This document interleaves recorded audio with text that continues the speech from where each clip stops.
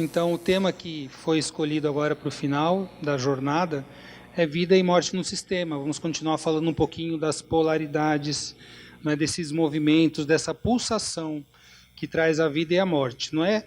A nossa jornada, ela nasceu, cresceu, evoluiu, estamos aqui e ela vai chegar a um fim, mas é um novo recomeço que se abre para outras possibilidades. Quem sabe a segunda jornada, quem sabe um congresso, vamos ver, né? Estamos abertos. Então, falar de vida e morte é falar desses referenciais, polaridades, pulsação. E aí, eu vou passar, o tempo vai ser resumido, eu vou ter que passar alguns slides, porque a gente passou já muito tempo da hora, não é? Então, vida e morte é um conceito que vai depender, a vivência da vida e da morte vai depender muito da cultura, da sociedade, do tempo, da época. Nós vivemos aqui, no nosso Ocidente, baseado numa cultura basicamente judaico-cristã. Então, quando a gente vê a questão da vida e da morte, essa frase do Gênesis, né? O Senhor Deus tomou o homem e o colocou no jardim do Éden para cultivar o solo e o guardar. Deu-lhe esse preceito: podes comer do fruto de todas as árvores do jardim, mas não coma da árvore da ciência do bem e do mal.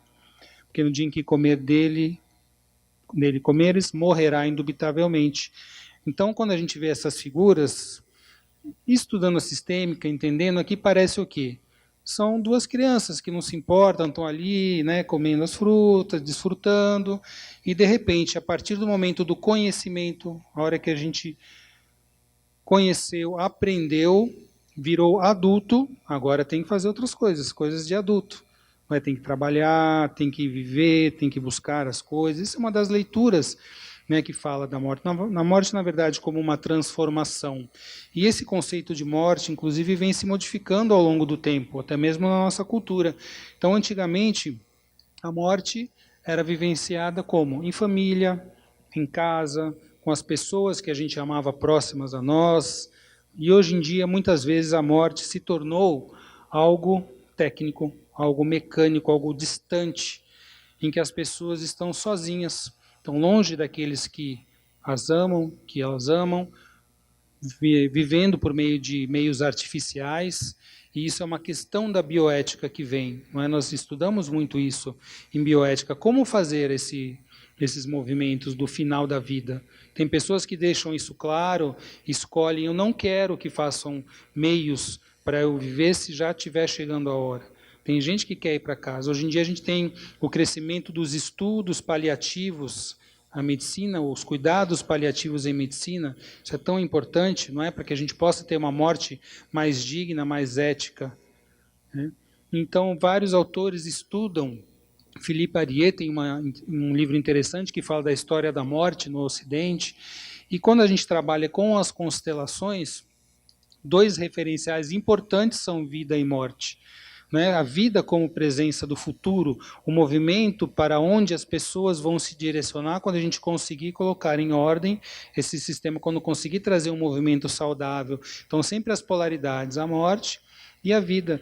E a gente, o nosso sistema familiar, com todos os seus movimentos de exclusão, de reinclusão, de doenças, de amor e tudo mais, transitando entre essas duas polaridades. Okay? E o Martin Heidegger, que eu já falei no começo, que é um dos autores nos quais Bert Hellinger se baseia, que isso não é muito falado. Eu li isso somente, acho que em um ou dois livros do Bert Hellinger, ele mencionando Martin Heidegger, o criador da Dasein Analyse, que é uma escola da psicologia que é totalmente fenomenológica. Então tem muito realmente a ver com o movimento das constelações e também com a medicina chinesa, que eu atuo há tanto tempo, a acupuntura. O Heidegger, ele falava que quando ele foi explicar para médicos, ele e os discípulos dele foram explicar a fenomenologia das análise para médicos, o único que conseguiu entendê-lo melhor foi um médico japonês. Por quê? Porque tinha o conceito do Zen e do budismo já interiorizado, que veio da família dele. Então ele conseguiu entender esse movimento fenomenológico.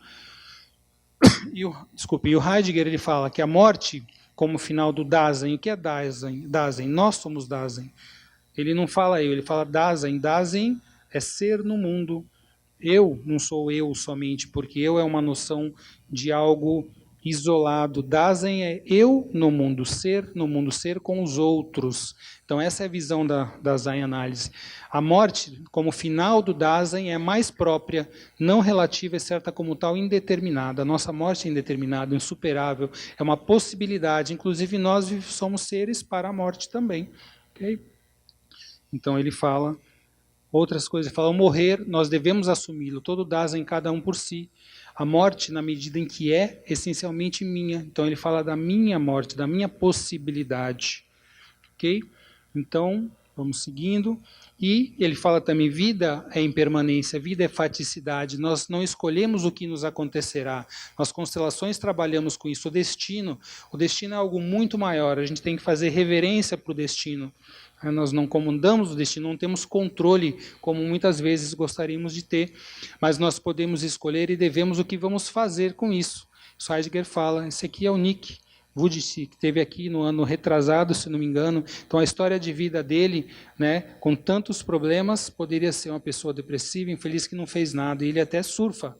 Não é? Ele faz 1000 movimentos, trabalha e tem entidades e tudo mais, tem família. Então ele não escolheu o que aconteceu. Né? O que aconteceu com ele foi o destino, mas o que ele fez com isso foi algo muito grande, como muitas pessoas fazem. E o Bert Hellinger fala, quem busca a perfeição busca a morte, porque somente quando a gente chega no final é que a vida se tornou perfeita, acabou, chegou até esse ponto. Não é?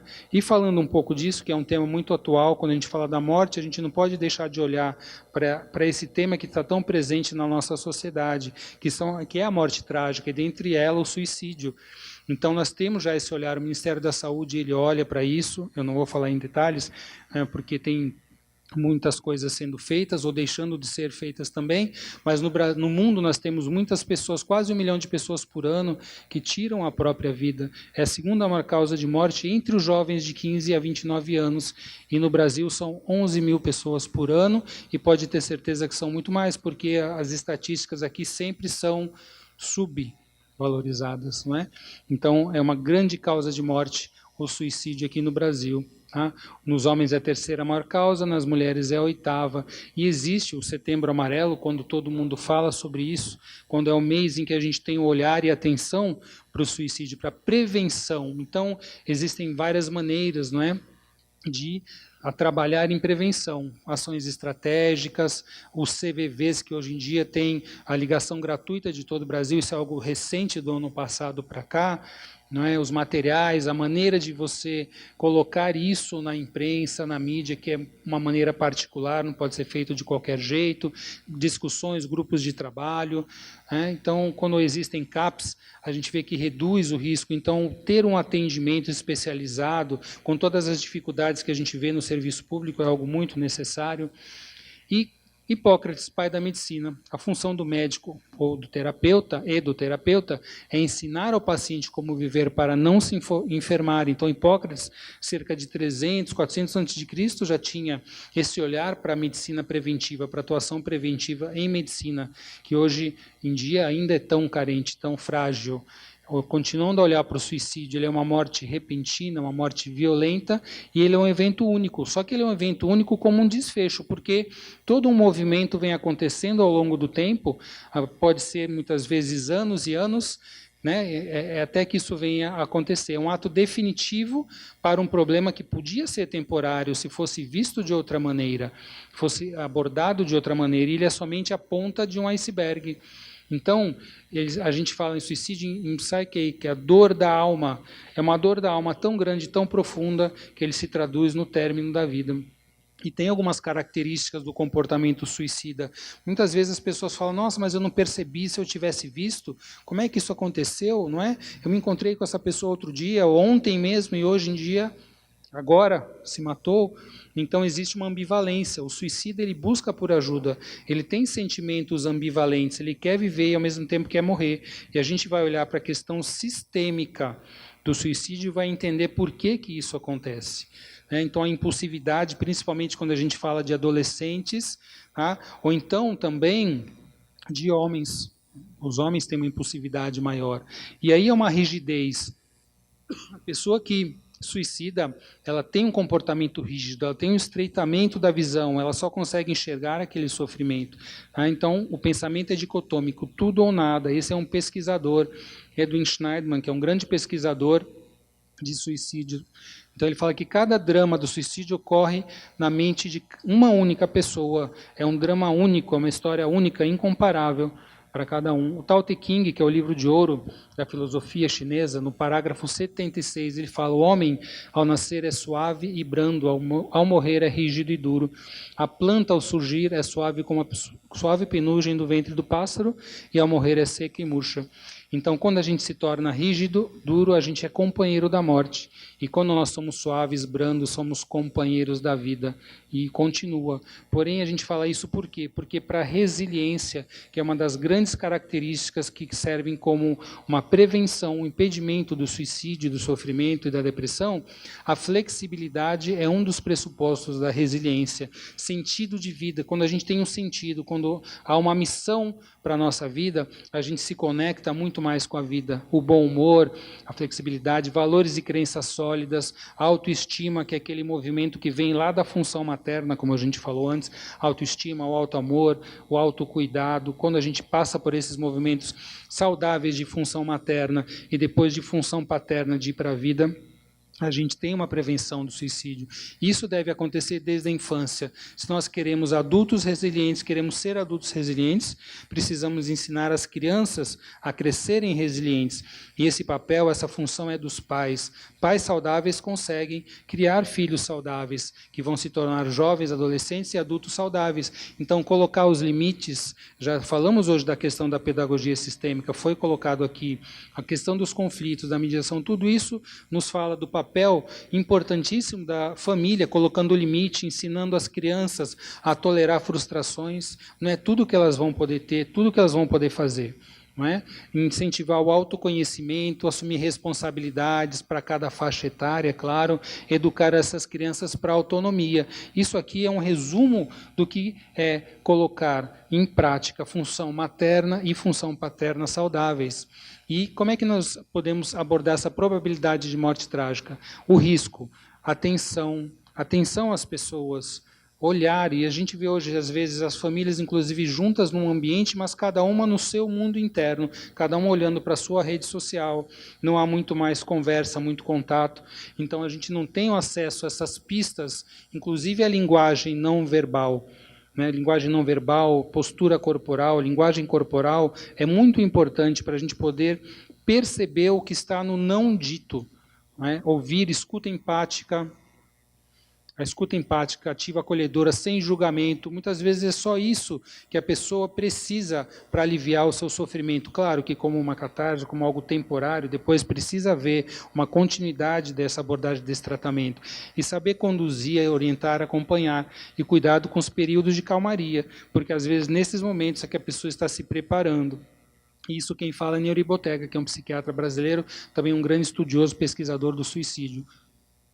E a Karina Fukumitsu, outra, uma psicóloga que trabalha demais, tem uma história de vida que a levou a olhar para isso. Ela esteve aqui em Santos há meses atrás, eu fui assisti-la, e ela conta da história de vida. Por isso, por conta da história de vida dela, do sofrimento, da relação dela difícil com a mãe dela, ela conseguiu, hoje em dia, ser uma grande profissional que ajuda outras pessoas na questão do suicídio. E ela fala isso, a vida não é do jeito que a gente quer. A vida não é o que aparece no Facebook, que todo mundo está feliz, nossa, tudo maravilhoso, perfeito. Nossa vida não é dessa maneira. Não é? A gente às vezes quer colocar, mas não é assim. E os processos autodestrutivos, eles vêm da sensação de impotência, da sensação de incerteza, do não saber o que vai acontecer, falta de sentido para a vida. Qual é o sentido? Qual é a missão que eu tenho? Não tenho nada, então a vida para mim, onde que está?